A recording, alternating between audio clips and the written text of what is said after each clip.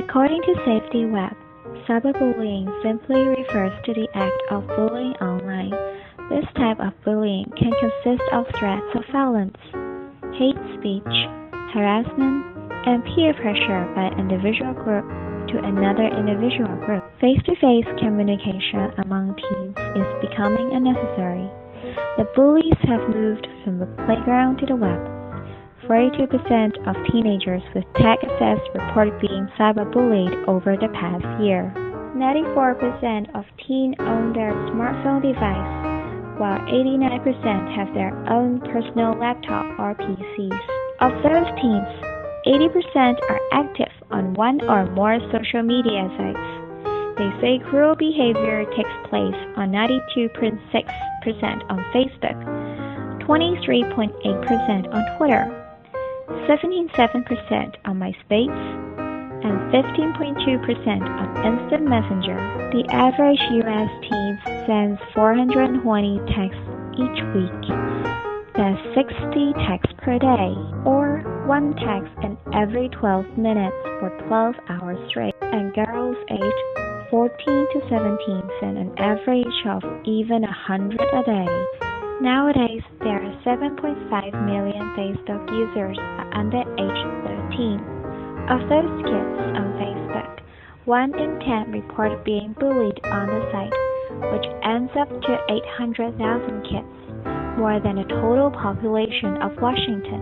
81% of youth say bullying online is easier to get away with than bullying in person, so maybe that's why 1 in 3 kids have been threatened online. 3 million kids are absent from school each month because they fear bullies, the equivalent of the entire city of Chicago skipping school. Bullied kids are twice as likely to commit suicide as non-bullied kids. 1 in 5 cyberbullied teens think about suicide, and 1 in 10 attempt it. Each year, about 4,500 teens succeed in killing themselves. Suicide is the number 3 killer of teens in the U.S. Number 1 is car accidents with 20%, number 2 homicide with 16%, and number 3 suicide with 14%. However, 90% of teens who witness online bullying say they ignore it, and only about 2 in 5 victims will tell their parents.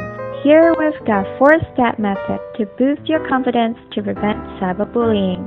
In order to protect yourself from harm and find help from others. Step 1. To be unique. Write down all the great qualities that make you stand out from the crowd. Maybe you get good grades in English class. Maybe you're an amazing musician. Whatever it is, get it down on paper. This is the person you actually are. The next time a bully makes you feel like you're something less than this amazing collection of positive traits and talents, remember this list. Step 2. Build your army. Surround yourself with people who care about you and who appreciate you exactly for who you are. You don't have to go through this experience without backup. If you're having trouble finding people, try seeking out friends who have similar interests. Step 3. Play dead and ignore the bully.